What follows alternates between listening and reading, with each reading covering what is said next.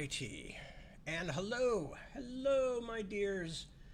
Good to see you all. I am Tad. It is 7 o'clock here in not so sunny California, but not complaining. It's good. We need rain. Rain is always good, except when it causes our well to shut off 14 times a day. But such is life. Such is life, and such are the vagaries of existence. Why have I gone out of focus? Here we go. Come here. Back. Focus. I have no idea why I've gone out of focus. We'll figure it out later. But while I'm waiting to come back into focus, or maybe you're all out there going, please stay out of focus. Please stay out of focus. While I am waiting for the focus to come back in, we are reading from the Martian Chronicles. Okay, now this is going to be scary. Close your eyes. I'm going to lean right into the camera and see if it can find me again. And focus on me. No, it's still not doing it. I have no idea why. That's a little, it's not really much better. Anyway, doesn't matter. I've done what I can. I will continue to do what I can. If it's going to be fuzzy, it's going to be fuzzy. Anyway, so what's going on? Just the usual. I'm working on the Splintered Sun. I had a long day today in between trekking out to the well to switch it back on. But in between, I had a lot of chance to think, so I'm making changes in my head with what's going on with the Splintered Sun. I described at some length over the last couple of readings that I am dealing with some structural issues, which is both frustrating because one just wants to plunge ahead and just write, and also because I have this Protestant work ethic thing, despite not being a Protestant, which is that if I don't crank out a certain number of pages per day, no matter how many other things I've done, that I'm not really working. But that's a lie. Of course I'm working, and many things that have to be done in life, and even career-wise that don't involve actually making pages. But I can't help it. So I have been spending a lot of time thinking about structural issues and making notes and thinking, well, if I swap this around or if I change this so this happens earlier, does that make it feel like it's moving more directly? Because what I want to do, especially with a book with a lot of new characters, which, almost every character in this book is a new character, although some characters are referred to, historical characters in Ostenard, who readers have heard of them before if they've read the Ostenard books. But other than that, these are all new characters. So it's very important that the story feels like it's moving, that it's not stopping and staying in one place while you're introducing people and doing all that kind of stuff, because that is death to readers, spending too much time in one place with a lot of talking and things like that. What many of my science fiction and fantasy writing friends refer to as expository lumps, and others called the chewy bits. The problem is that people don't always want to chew. Sometimes they just want to, have the equivalent of ice cream and just be able to lap it up and devour it. And they don't really want to be sitting there going, oh, okay, I'm supposed to remember this. All right, this person is a this and a that. Anyway, so that's what I'm working on. It's been mostly mental work today. Other than that, everybody's well as can be expected with old dogs and old people. We are, as I said, just sitting here under the rain, although it has let up for the moment. And past Christmas, not quite past New Year's yet, but it's not like I have to buy people a lot of New Year's presents. So that's where I'm at. And while I'm still trying to figure out why. Okay, now why? There, hello. God, I don't know why that took so long. Anyway, I am going to go see if anybody has popped in to say hello. And yes, I see Susan Shamblin has. Hello, Susan. Tash, depending. Anyway, good to see you, Angie. A pleasure as always. Becca, hello, Becca. Tracy, hello, Tracy. Ivan, my old buddy, good to see ya. Isaac, as always, great to have you. Barb Ann, Emily, hi, Emily. Claudia, Kelly, Ray Weatherford. Hello, Ray. Arlen. Oh, that's a new name, or relatively name. Arlen Apilado Motzinger, or Motzinger, depending on what part of the world. And Nigel Renee. That's a new name, too. And Christy. Hello. That's just the folks that happen to be there. So good to see you all. And thank you for joining me. As always, it's a great pleasure to be able to share this with people. So thank you. First off, thank you. What else? And not really much else. I'm trying to think. I'm just struggling along, trying to get through this part of the year. The part of the year that gets difficult because the dogs can't go outside much. So poor Johnny. And also poor Johnny. Big dog Johnny has developed some arthritis in his paw, so it's even hard to take him out for a walk right now because he can't go very long. He's in good shape other than that. He's in good health and all of that stuff. But he definitely, when he's been out for a walk, he comes in limping a little bit. So I'm hesitant to take him out, which is unfortunate because normally during the warm, dry weather, he's out running around on the back of our property all the time and having a good old time chasing things and barking at stray noises and generally keeping us safe from all of the many things that threaten us in the outside world, some of which are night bunnies, murder squirrels, and various other things. Burglars, of course, burglars, and pumas. The crevices around here are full of pumas. That won't make sense to most of you, but you older folks may remember the Smothers Brothers and pumas in the crevices. But anyway, doesn't matter. Anything else that needs to be discussed? No. Some of you know I did make a comment. Well, now that's not even all that interesting. I'll leave that for another time. So yeah, I think that's mostly it. So I am going to continue with the Martian Chronicles.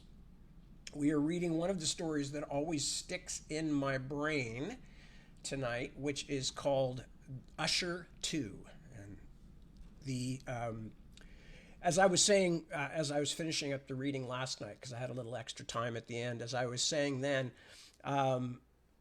Bradbury has a number of themes, and they come up repeatedly in his work. And one of the interesting things about writing for a while, and I found this with myself, obviously, but I didn't notice it at first, is that we have thematic elements, or if you're going to be fancy about it, leitmotifs that keep showing up in a writer's work. And in Bradbury's case, obviously one of them is his Midwestern boyhood back in probably the 1910s and 20s. And his kind of reverence, not reverence in the sense of like, I don't think Bradbury was ever stupid enough to believe that like everything that's happened since I was a kid is bad, which is the kind of thing you see frequently on the internet, these appallingly silly things about like, we sawed our legs off with chainsaws and we turned out all right, all that kind of nonsense about my generation was better than these younger generations, which is just silly, and it's also something, it's the oldest trope in the book. People were saying this crap back in classical Greece. 2,500 years ago, people were saying this kind of silliness. The current generation doesn't want to do anything. They're lazy. They're this, they're that. They have no, it's always silly. But anyway, so Bradbury, I don't think ever makes that mistake. And it's certainly not an explicit part of any of his work. There's nostalgia, certainly, for a certain period in American history, which resonates for him, when he was growing up, as everybody's period of history when they were growing up resonates for all of us. I look at an old Sears catalog from when I was a kid and I get this kind of warm feeling, even though it's just a stupid store catalog. But, it puts me back in touch in the same way and almost as directly as like a scent does. It goes right to the hindbrain. You look at a Sears Christmas catalog from my childhood and I'm like, oh my God, look, it's Rock'em Sock'em Robots, it's King Zor, it's, and it brings all this stuff up. But anyway, so Bradbury doesn't, I wouldn't say, he doesn't turn it into nostalgia porn. It's just an element that comes up a lot. Well, an important one. Another important element that comes up a lot in Bradbury's work, and one that I find very sympathetic, is his dislike of the sanitization of things that are out of the norm, you know. And here's a guy who grew up on classic literature and ghost stories and, you know, pirate stories and war stories and all that, and became a writer. And of course, you know, he's very keen that these are all things that we need to be able to explore and enjoy. Whereas even to this day, you know, years after Bradbury died, we're still seeing people go, oh, I won't let my kids go see Wicked. It's about witchcraft, you know, it's anti-Christian and, you know, just ridiculous nonsense like that. So these things are still with us. There are still people out there who would love to be able to determine what you and I can watch or listen to or read. Staying out of the politics of it for a moment, although I'm pretty sure you know which end I'm on when it comes to trying to censor freedom of speech and freedom of expression. But to talk about it as a trope in Bradbury, you need look no farther than probably his best known work, because in so many schools it was used as a standard, a reading standard, Fahrenheit 451, where the firemen of this future time in Fahrenheit 451 are sent out to basically burn books, because the ideas in books are considered by the authoritarian government in that story's world to be bad. They're bad for people. They give them all kinds of bad ideas, et cetera, et cetera. And as a result, the firemen go out to burn the books. And the story is about one fireman who begins to realize what they're missing. And it also includes the fascinating idea of people who deliberately memorize these forbidden books. And each person takes on a book and essentially becomes that book, in the sense that people say, oh, that's Melville's Moby Dick, and that person over there is Robert Louis Stevenson's Treasure Island, and, you know, et cetera, et cetera. So this is a big theme with Bradbury, and it comes up again and again, and it's very much centered in this story, Usher II. So I am going to now start reading, and we'll see. I'm pretty sure I'll finish the story tonight, and the question is, what else will I have time to read from Martian Chronicles? We're about 3/5 of the way through, by the way, just if you're wondering how much longer we're going to be reading Martian Chronicles. So, with that, I begin reading. April 2036, Usher II.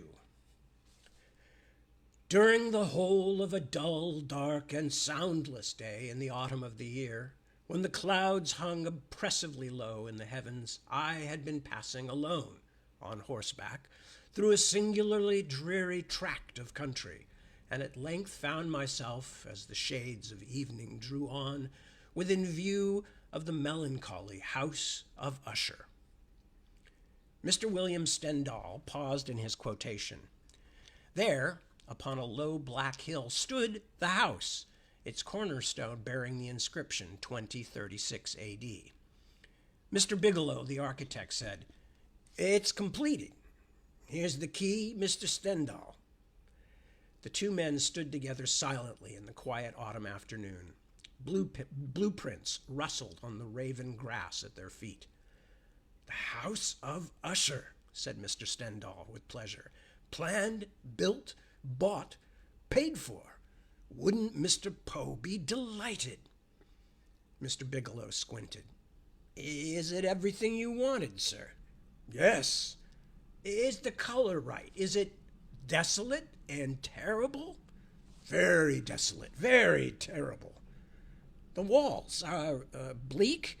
"Amazingly so." "The tarn, is it black and lurid enough?" "Most incredibly black and lurid." "And the sedge, we dyed it, you know, is it the proper gray and ebon?" "Hideous." Mr. Bigelow consulted his architectural plans. From these he quoted in part, "Does the whole structure cause an, quote, iciness, a sickening of the heart, a dreariness of thought? The house, the lake, the land, Mr. Stendhal?" "Mr. Bigelow, it's worth every penny. My God, it's beautiful." Thank you. I had to work in total ignorance. Thank the Lord you had your own private rockets, or we'd never have been allowed to bring most of the equipment through. You notice it's always twilight here, this land. Always October. Barren, sterile, dead. Took a bit of doing. We killed everything. 10,000 tons of DDT. Not a snake, frog, or Martian fly left. Twilight always, Mr. Stendhal. I'm proud of that.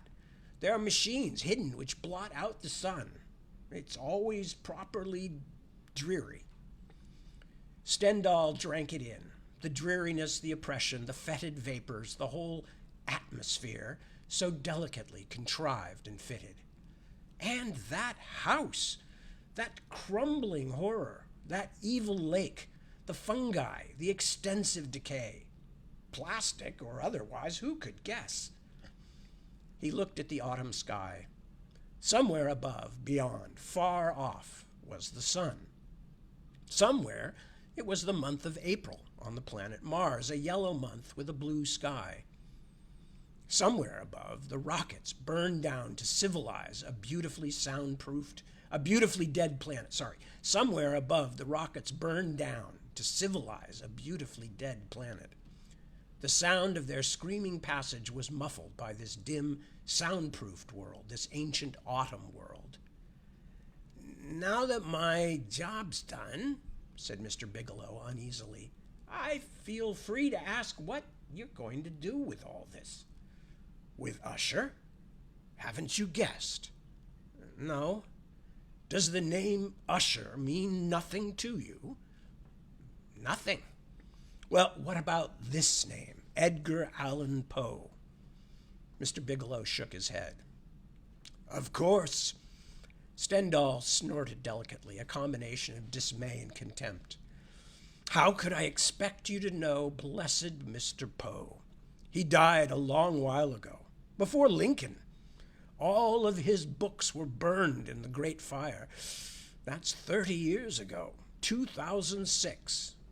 Ah, said Mr. Bigelow wisely, one of those. Yes, one of those, Bigelow. He and Lovecraft and Hawthorne and Ambrose Bierce and all the tales of terror and fantasy and horror and, for that matter, tales of the future were burned heartlessly. They passed a law. Oh, it started very small. In 1999, it was a grain of sand. They began by controlling books of cartoons, and then detective books, and, of course, films, one way or another, one group or another, political bias, religious prejudice, union pressures. There was always a minority afraid of something, and a great majority afraid of the dark, afraid of the future, afraid of the past, afraid of the present, afraid of themselves and shadows of themselves. I see. Afraid of the word politics, which again became a synonym for communism among the more reactionary elements, so I hear, and it was worth your life to use the word. And with a screw tightened here, a bolt fastened there, a push, a pull, a yank, art and literature were soon like a great twine of taffy strung about, being twisted in braids and tied in knots and thrown in all directions until there was no more resiliency and no more savor to it. Then the film cameras stopped short, and the theaters turned dark, and the print presses trickled down from a great Niagara of reading matter to a mere innocuous dripping of pure material. Oh, the word escape was radical too, I tell you. Was it? It was. Every man, they said, must face reality, must face the here and now. Everything that was not so must go. All the beautiful literary lies and flights of fancy must be shot in midair. So they lined them up against a library wall one Sunday morning 30 years ago in 2006. They lined them up. St. Nicholas and the Headless Horseman and Snow White and Rumpelstiltskin and Mother Goose. Oh, what a wailing! And shot them down, and burned the paper castles, and the fairy frogs, and old kings, and the people who lived happily ever after. For, of course, it was a fact that nobody lived happily ever after, and once upon a time became no more. And they spread the ashes of the phantom rickshaw with the rubble of the land of Oz. They filleted the bones of Glinda the Good in Ozma, and shattered Polychrome in a spectroscope, and served Jack Pumpkinhead with meringue at the biologist's ball. The beanstalk died in a bramble of red tape. Sleeping Beauty awoke at the kiss of a scientist and expired at the fatal puncture of his syringe. And they made Alice drink something from a bottle which reduced her to a size where she could no longer cry, curiouser and curiouser. And they gave the looking-glass one hammer blow to smash it, and every red king and oyster away. He clenched his fists. Lord, how immediate it still was. His face was red, and he was gasping for breath. As for Mr. Bigelow, he was astounded at this long explosion. He blinked, and at last said, "Sorry, don't know what you're talking about. Just names to me. From what I hear, the burning was a good thing." "Get out!" screamed Stendhal. "You've done your job. Now let me alone, you idiot!" Mr. Bigelow summoned his carpenters and went away. Mr. Stendhal stood alone before his house.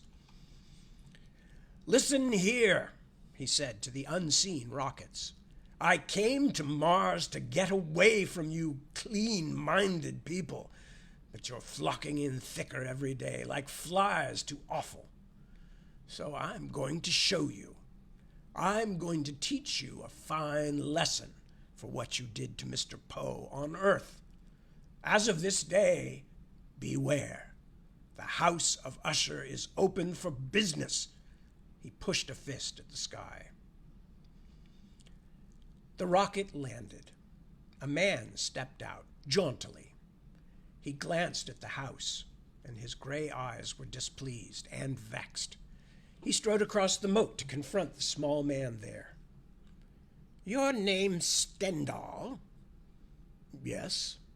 "I'm Garrett, investigator of moral climates."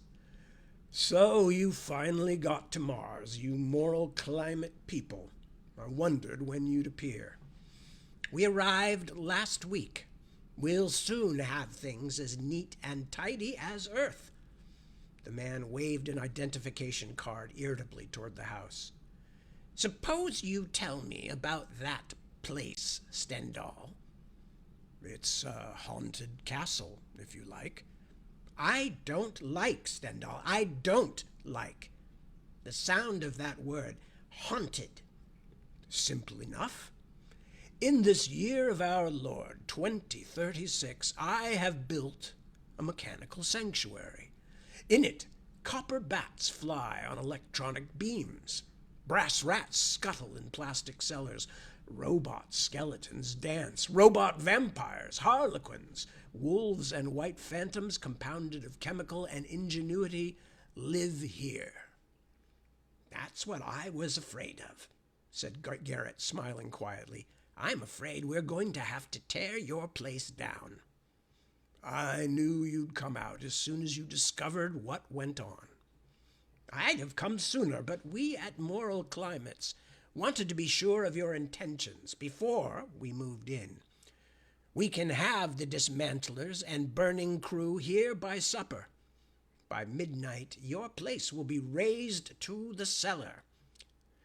Mr. Stendhal, I consider you somewhat of a fool, sir, spending hard-earned money on a folly. Why, it must have cost you $3 million. $4 million. But, Mr. Garrett, I inherited $25 million when very young. I can afford to throw it about. Seems a dreadful shame, though, to have the house finished only an hour and have you race out with your dismantlers. Couldn't you possibly let me play with my toy for just, 24 hours? You know the law. strict to the letter. No books, no houses, nothing to be produced which in any way suggests ghosts, vampires, fairies, or any creature of the imagination. You'll be burning Babbitts next. You've caused us a lot of trouble, Mr. Stendhal. It's in the record. 20 years ago, on Earth, you and your library. Yes, me and my library, and a few others like me. Oh, Poe's been forgotten for many years now, and Oz and the other creatures. But I had my little cache. We had our libraries, a few private citizens, until you sent your men around with torches and incinerators and tore my 50,000 books up and burned them. Just as you put a stake through the heart of Halloween and told your film producers that if they made anything at all, they would have to make and remake Ernest Hemingway. My God, how many times have I seen For Whom the Bell Tolls done? 30 different versions, all realistic. Oh, realism. Oh, here. Oh, now. Oh, hell. It doesn't pay to be bitter. Mr. Garrett, you must turn in a full report, mustn't you? Yes. Then, for curiosity's sake, you'd better come in and look around. It'll take only a minute. All right. Lead the way. And no tricks. I've a gun with me. The door to the house of Usher creaked wide. A moist wind issued forth. There was an immense sighing and moaning like a subterranean bellows breathing in the lost catacombs. A rat pranced across the floor stones. Garrett, crying out, gave it a kick. It fell over, the rat did, and from its nylon fur streamed an incredible horde of metal fleas. Amazing! Garrett bent to see. An old witch sat in a niche, quivering her wax hands over some orange and blue tarot cards. She jerked her head and hissed through her toothless mouth at Garrett, tapping her greasy cards. "Death!" she cried.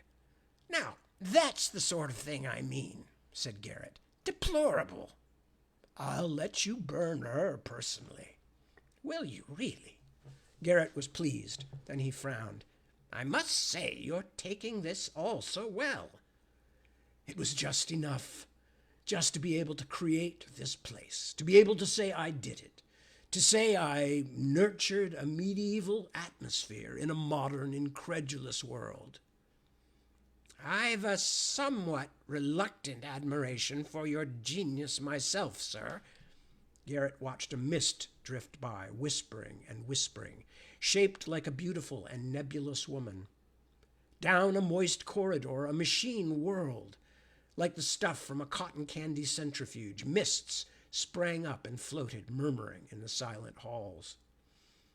An ape appeared out of nowhere. "Hold on!" cried Garrett. "Don't be afraid."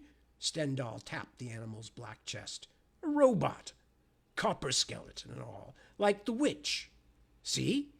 He stroked the fur, and under it metal tubing came to light. "Yes." Garrett put out a timid hand to pet the thing. "But why, Mr. Stendhal? Why all this? What obsessed you?" "Bureaucracy, Mr. Garrett. But I haven't time to explain. The government will discover soon enough." He nodded to the ape. "All right. Now." The ape killed Mr. Garrett. "Are we almost ready, Pikes?" Pikes looked up from the table. "Yes, sir." "You've done a splendid job." "Well, I'm paid for it, Mr. Stendhal," said Pikes softly, as he lifted the plastic eyelid of the robot and inserted the glass eyeball to fasten the rubberoid muscles neatly. "There. The spitting image of Mr. Garrett." "What do we do with him, sir?" Pikes nodded at the slob where the real Mr. Garrett lay dead. "Better burn him, Pikes. We wouldn't want two Mr. Garretts, would we?" Pikes wheeled Mr. Garrett to the brick incinerator. Goodbye. He pushed Mr. Garrett in and slammed the door. Stendhal confronted the robot Garrett. You have your orders, Garrett? Yes, sir. The robot sat up. I'm to return to moral climates. I'll file a complimentary report. Delay action for at least 48 hours. Say I'm investigating more fully. Right, Garrett. Goodbye. The robot hurried out to Garrett's rocket, got in, and flew away. Stendhal turned. Now, Pikes, we send the remainder of the invitations for tonight. I think we'll have a jolly time, don't you? Considering we waited 20 years, quite jolly. They winked at each other. 7 o'clock. Stendhal studied his watch. Almost time. He twirled the sherry glass in his hand. He sat quietly. Above him, among the oaken beams, the bats, their delicate copper bodies hidden under rubber flesh, blinked at him and shrieked. He raised his glass to them. To our success. Then he leaned back, closed his eyes, and considered the entire affair. How he would savor this in his old age, this paying back of the antiseptic government for its literary terrors and conflagrations. Oh, how the anger and hatred had grown in him through the years. Oh, how the plan had taken a slow shape in his numbed mind until that day 3 years ago when he had met Pikes. Ah, yes, Pikes. Pikes, with a bitterness in him as deep as a black charred well of green acid. Who was Pikes? Only the greatest of them all. Pikes, the man of 10,000 faces, a fury, a smoke, a blue fog, a white rain, a bat, a gargoyle, a monster. That was Pikes. Better than Lon Chaney, the father? Stendhal ruminated. Night after night he had watched Chaney in the old films. Yes, better than Chaney. Better than the other ancient mummer? What was his name? Karloff? Far better. Lugosi? The comparison was odious. No, there was only one Pikes, and he was a man stripped of his fantasies now. No place on earth to go, no one to show off to, forbidden even to perform for himself before a mirror.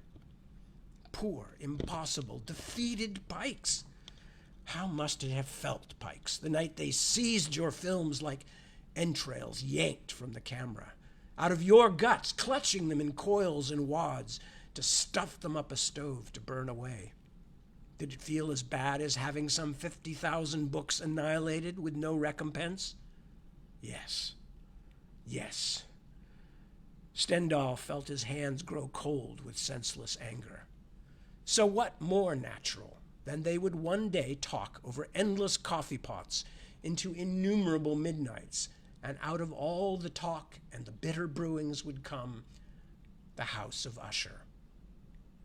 A great church bell rang. The guests were arriving. Smiling, he went to greet them. Full grown without memory, the robots waited. In green silks the color of forest pools, in silks the color of frog and fern they waited. In yellow hair the color of the sun and sand, the robots waited.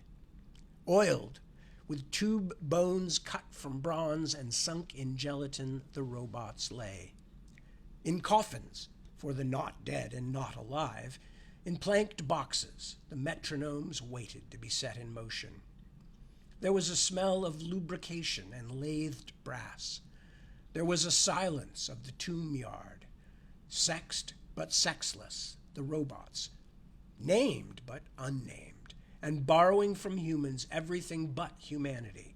The robots stared at the nailed lids of their labeled FOB boxes in a death that was not even a death, for there had never been a life.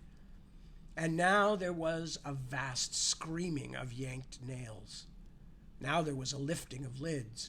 Now there were shadows on the boxes and the pressure of a hand squirting oil from a can. Now one clock was set in motion, a faint ticking. Now another and another, until this was an immense clock shop, purring. The marble eyes rolled wide their rubber lids. The nostrils winked. The robots, clothed in hair of ape and white of rabbit, arose. Tweedledum following Tweedledee. Mock turtle, dormouse, drowned bodies from the sea compounded of salt and white weed, swaying. Hanging blue-throated men with turned-up clam-flesh eyes, and creatures of ice and burning tinsel, loam dwarfs and pepper elves, Tick-Tock, Ruggido, St. Nicholas with a self-made snow flurry blowing on before him, Bluebeard with whiskers like an acetylene flame, and sulfur clouds from which green fire snouts protruded, and, in scaly and gigantic serpentine, a dragon with a furnace in its belly reeled out the door with a scream, a tick, a bellow, a silence, a rush, a wind. 10,000 lids fell back. The clock shop moved out into Usher. The night was enchanted. A warm breeze came over the land. The guest rockets burning the sky and turning the weather from autumn to spring arrived. The men stepped out in evening clothes, and the women stepped out after them, their hair coiffed up in elaborate detail. So that's Usher. But where's the door? At this moment, Stendhal appeared. The women laughed and chattered. Mr. Stendhal raised a hand to quiet them. Turning, he looked up to a high castle window and called, "Rapunzel, Rapunzel, let down your hair." And from above, a beautiful maiden leaned out upon the night wind and let down her golden hair. And the hair twined and blew and became a ladder upon which the guests might ascend laughing into the house. What eminent sociologists, what clever psychologists, what tremendously important politicians, bacteriologists, and neurologists. There they stood within the dank walls. Welcome, all of you. Mr. Tryon, Mr. Owen, Mr. Dunn, Mr. Lang, Mr. Steffens, Mr. Fletcher, and a double dozen more. Come in, come in. Miss Gibbs, Miss Pope, Miss Churchill, Miss Blunt, Miss Drummond, and a score of other women, glittering. Eminent people, one and all, members of the Society for the Prevention of Fantasy, advocators of the banishment of Halloween and Guy Fawkes, killers of bats, burners of books, bearers of torches, good, clean citizens, every one, who had waited until the rough men had come up and buried the Martians and cleansed the cities and built the towns and repaired the highways and made everything safe. And then, with everything well on its way to safety, the spoil funds, the people with mercurochrome for blood and iodine-colored eyes came now to set up their moral climates and dole out goodness to everyone. And they were his friends. Yes, carefully, he had met and befriended each of them on earth in the last year. Welcome to the vasty halls of death, he cried. Hello, Stendhal, what is all this? You'll see. Everyone off with their clothes, you'll find booths to one side there. Change into costumes you find there. Men on this side, women on that. The people stood uneasily about. I don't know if we should stay, said Miss Pope. I don't like the looks of this. It verges on blasphemy. Nonsense. A costume ball. Seems quite illegal. Mr. Steffens sniffed about. Come off it, Stendhal laughed. Enjoy yourselves. Tomorrow it'll be a ruin. Get in the booths. The house blazed with life and color. Harlequins rang by with belled caps, and white mice danced miniature quadrilles to the music of dwarfs who tickled tiny fiddles with tiny bows. and flags rippled from scorched beams, while bats flew in clouds about gargoyle mouths, which spouted down wine, cool, wild, and foaming. A creek wandered through the 7 rooms of the masked ball. Guests sipped and found it to be sherry.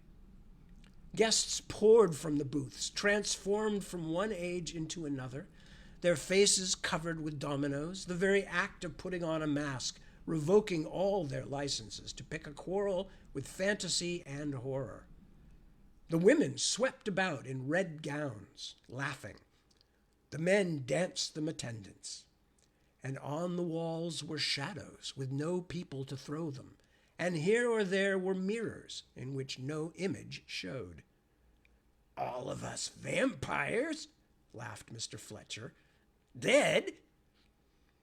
There were 7 rooms, each a different color. 1 blue, 1 purple, 1 green, 1 orange, another white, the 6th violet, and the 7th shrouded in black velvet. And in the black room was an ebony clock which struck the hour loud. And through these rooms the guests ran, drunk at last, among the robot fantasies. Amid the dormice and mad hatters, the trolls and giants, the black cats and white queens.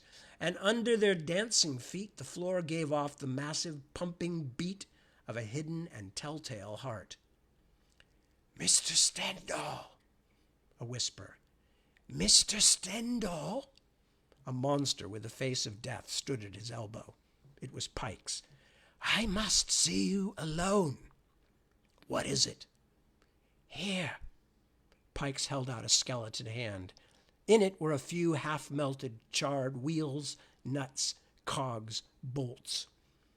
Stendhal looked at them for a long moment. Then he drew Pikes into a corridor. "Garrett?" he whispered. Pikes nodded. "He sent a robot in his place. Cleaning out the incinerator a moment ago, I found these." They both stared at the fateful cogs for a time. "This means the police will be here any minute," said Pikes. "Our plan will be ruined." "I don't know." Stendhal glanced in at the whirling yellow and blue and orange people. The music swept through the misting halls. "I should have guessed Garrett wouldn't be fool enough to come in person." "But wait." "What's the matter?" "Nothing. There's nothing the matter. Garrett sent a robot to us. Well, we sent one back. Unless he checks closely, he won't notice the switch." "Of course. Next time he'll come himself, now that he thinks it's safe. Why, he might be at the door any minute in person. More wine, Pikes." The great bell rang. "There he is now, I'll bet you. Go let Mr. Garrett in." Rapunzel let down her golden hair. "Mr. Stendhal." "Mr. Garrett." "The real Mr. Garrett?"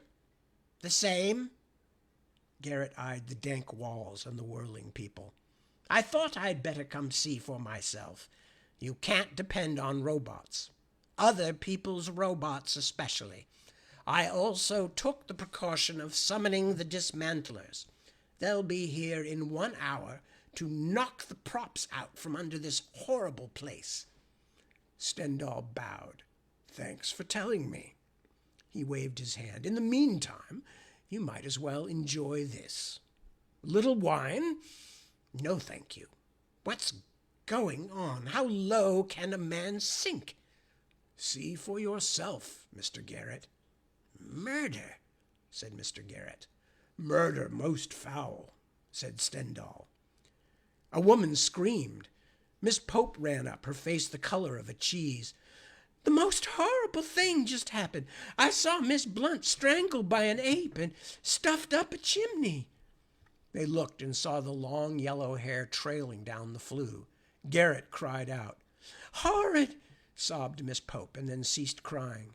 She blinked and turned. "Miss Blunt!" "Yes?" said Miss Blunt, standing there. "But I just saw you crammed up the flue." No, laughed Miss Blunt. A robot of myself. A clever facsimile.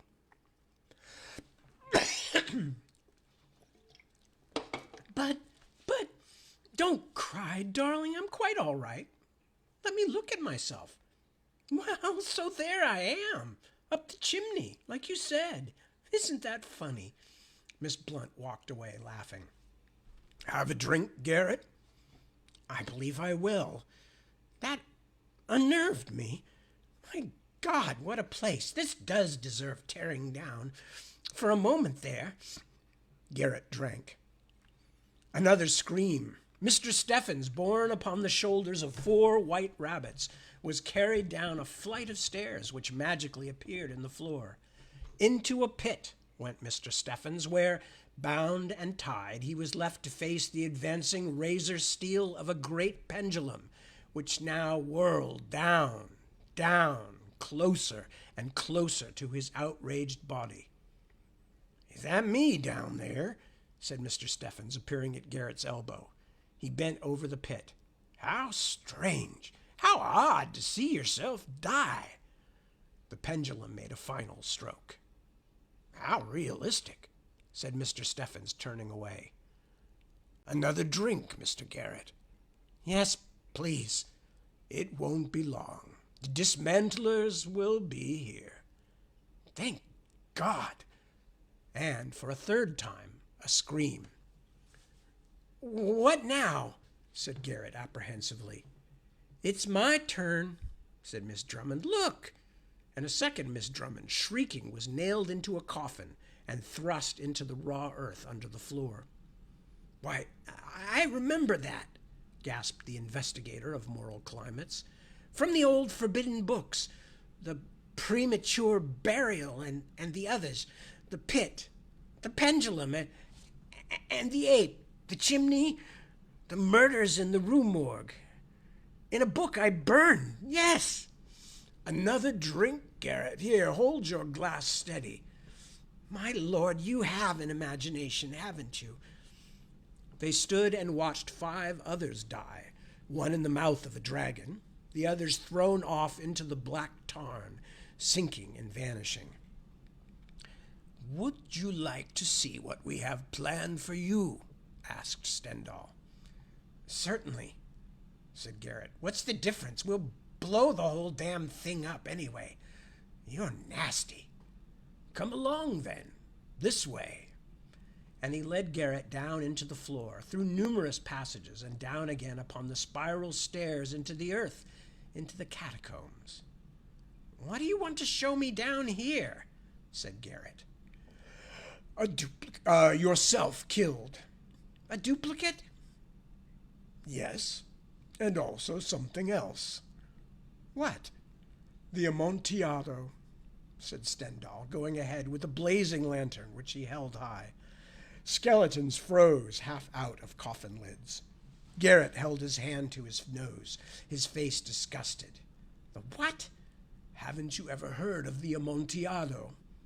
No. Don't you recognize this? Stendhal pointed to a cell. Should I? Or this? Stendhal produced a trowel from under his cape, smiling. What's that thing? Come, said Stendhal. They stepped into the cell.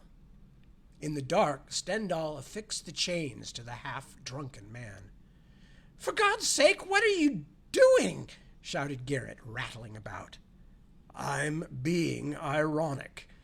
Don't interrupt a man in the midst of being ironic. It's not polite. There. You've locked me in chains. So I have. What are you going to do? Leave you here. You're joking. A very good joke. Where's my duplicate? Don't we see him killed? There's no duplicate. But the others? The others are dead. The ones you saw killed were the real people. The duplicates, the robots, stood by and watched. Garrett said nothing. Now you're supposed to say, for the love of God, mon trésor, said Stendhal. And I will reply, yes, for the love of God. Won't you say it? Come on, say it. You fool.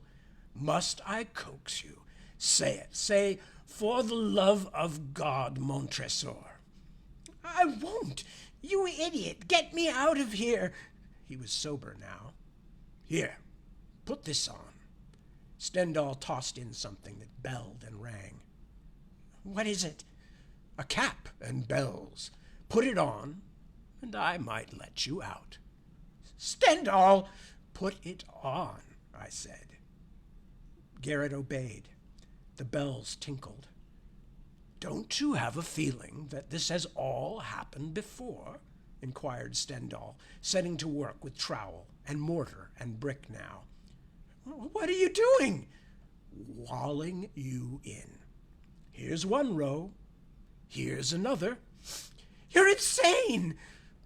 I won't argue that point. You'll be prosecuted for this. He tapped a brick and placed it on the wet mortar, humming. Now there was a thrashing and pounding and a crying out from within the darkening place. The bricks rose higher. More thrashing, please, said Stendhal. Let's make it a good show. Let me out! Let me out! There was one last brick to shove into place. The screaming was continuous. Garrett, called Stendhal softly. Garrett silenced himself. Garrett, said Stendhal, do you know why I've done this to you? Because you burned Mr. Poe's books without really reading them. You took other people's advice that they needed burning. Otherwise, you'd have realized what I was going to do to you when we came down here a moment ago. Ignorance is fatal, Mr. Garrett. Garrett was silent. I want this to be perfect, said Stendhal, holding his lantern up so its light penetrated in upon the slumped figure. Jingle your bells softly. The bells rustled. Now, if you'll please say, for the love of God, Montresor, I might let you free. The man's face came up in the light. There was a hesitation. Then, grotesquely, the man said, for the love of God, Montresor. Ah, said Stendhal, eyes closed. He shoved the last brick into place and mortared it tight. Requiescat in pace, dear friend. He hastened from the catacomb. In the 7 rooms, the sound of a midnight clock brought everything to a halt. Stendhal turned for a moment at the door to watch, and then he ran out of the great house, across the moat, to where a helicopter waited. Ready, Pikes? Ready. There it goes. They looked at the great house, smiling. It began to crack down the middle, as with an earthquake, and as Stendhal watched the magnificent sight, he heard Pikes reciting behind him in a low, cadenced voice, my brain reeled as I saw the mighty walls rushing asunder. There was a long, tumultuous, shouting sound, like the voice of 1,000 waters, and the deep and dark tarn at my feet closed sullenly and silently over the fragments of the house of Usher. The helicopter rose over the steaming lake and flew into the west. And that is the end of the story. And I've got one little short section I could learn. I could read, but it's really short. So I'll use it as because it's actually the lead-in to the next one. So what we had there, of course, was Bradbury's literary revenge against the No Fun Squad, or what did he call them? The Stop the Fun crowd, or something like that. And again, this is a theme that runs through much of Bradbury's work, and one, of course, that I am very sympathetic with. Although I think that most of the direction of the push in our society comes primarily from people who are in one particular political category. There's also, not equal, but there's also been a great deal of push from the other side, from people who, for instance, the people who wanted to ban Huckleberry Finn because of the use of the N-word in terms of the Jim's name and things like that. So, you know, to be very clear here, it is not only one side that is at fault in these things. Anybody who is trying to sanitize the world, anybody who's trying to get other people to do their parental job to keep children from being exposed to things, I have a little bit of sympathy for, but primarily contempt for. I do not think it is the business of other people to police what people read and consume and watch and think about in their own homes, in their own minds. It's one thing if you are actually hurting somebody, yes, then the community needs to interfere and needs to get involved. But if it's just something that you're reading or things that you think or things that you talk about, no, I'm sorry, I'm on Bradbury's side. I am not on the side of those who would like to close off anything that they find uncomfortable and keep it out of the public discourse. The idea of preventing people going to libraries to read things simply because other people in the community might object to those things, I hate that. And most of you who know my work, it's not because I am a particularly transgressive writer. I'm not. That's not my nature, and it's not what interests me most about the things that I write and work with. But I believe very strongly at least, that transgressors are valuable. Transgressors are necessary. People have to do things that are different from what we do so that we can figure out who we are. And that is the nature of art. The nature of art is to spread the meaning of what it is to be human as widely as possible, the meaning of what it is to live in the universe as widely as possible, and to spread the concepts of what humans can think about as widely as possible. Now, some of those concepts are going to be horrifying, whether they are political concepts, religious or anti-religious concepts, whether they are social constructs that are horrifying. I am not a believer in trying to prevent other people from sharing ideas, even if I find the ideas odious. I do not think that is a good way to run a society. So, as stated many times here, I am very definitely on Bradbury's side on this. It is a theme that runs through his work with great frequency and intensity. And I love it. I think his October Country is some of his best short stories, along with the Martian Chronicles. They're probably my two favorite Bradbury collections. And the October Country is filled with exploration of the dark, the mysterious. I think I read some years ago, one of his short stories on Halloween about a boy who is very attached to his teacher. You may remember it. But if you were around that far back when I first started doing this. But anyway, so enough said about that. I am just about to close it up for the night. Let me just check back and see if anybody else that I wanted to say hello to. Let's see. I think I got almost everybody here.